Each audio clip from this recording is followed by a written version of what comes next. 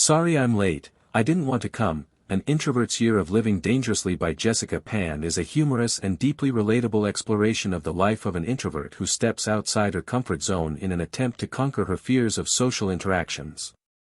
The memoir follows Jessica PanThis as she embarks on a year-long self-imposed challenge to live more boldly, pushing herself to engage in experiences that would typically be daunting or overwhelming for someone who thrives in solitude. Through her journey, Pan grapples with the tensions between her introverted nature and the societal pressures to be more extroverted, ultimately revealing both the difficulties and rewards of embracing new challenges. The book begins with Pan acknowledging her identity as an introvert, someone who finds solace and energy in being alone or in small, quiet settings. For much of her life, she has avoided social situations that require her to engage with large groups or meet new people. However, she recognizes that her introverted tendencies have started to feel limiting, preventing her from fully experiencing life and missing opportunities for personal and professional growth. Faced with this realization, she decides to challenge herself by taking on a series of daunting tasks throughout the year, tasks that would force her to face her social anxieties head-on. Pan's journey is framed by her decision to live dangerously, a concept that involves stepping outside of the safety of her introverted bubble and engaging with the world in ways she normally would shy away from. This might mean attending a party where she knows no one, signing up for a public speaking class, or striking up a conversation with strangers. Each of these challenges is a calculated attempt to break free from her comfort zone and to test the limits of her introversion. Throughout the book, Pan's wit and humor shine through as she reflects on the awkwardness and discomfort she experiences in these situations, making the narrative both relatable and entertaining. One of the key themes of the book is the internal struggle between her natural introversion and the societal expectations placed on her to be more extroverted. Pan is acutely aware of the cultural emphasis on extroverted qualities such as sociability, outgoingness, and the ability to network effortlessly. These qualities are often praised in both personal and professional spheres, and Pan, as an introvert, feels the weight of these expectations. The book provides an insightful commentary on how introverts are often viewed in a world that values extroversion, and how introverts themselves may feel a sense of inadequacy or frustration at not conforming to these ideals. However, rather than vilifying extroverts or completely rejecting the value of social engagement, Pan ultimately finds a middle ground, one that allows her to embrace her introverted nature while also taking risks to expand her social comfort zone.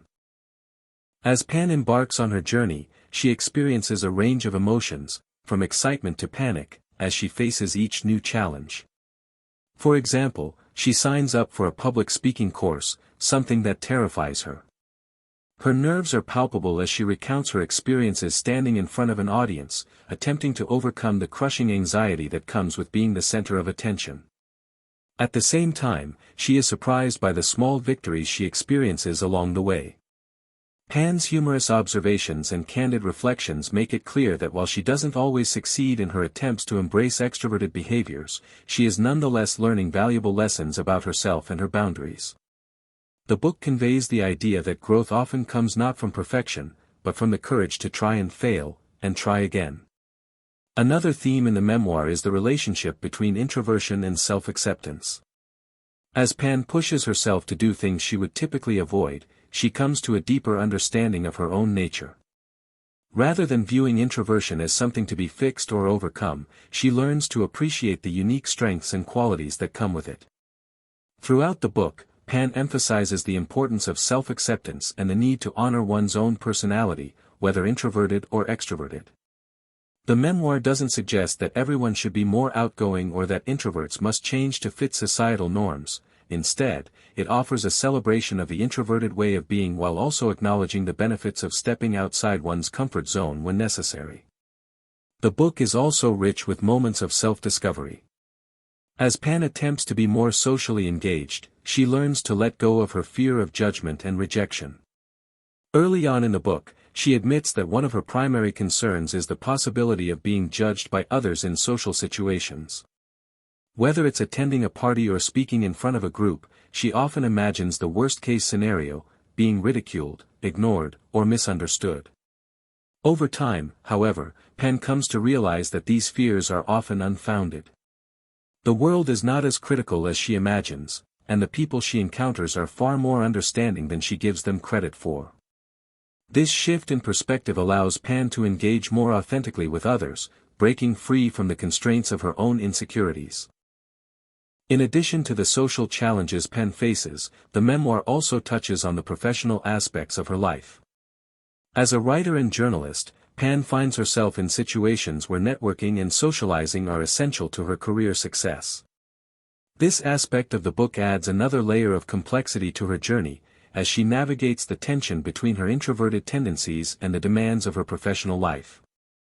Pan's efforts to improve her social skills are not just for personal growth, they are also a means of adapting to the expectations of her career.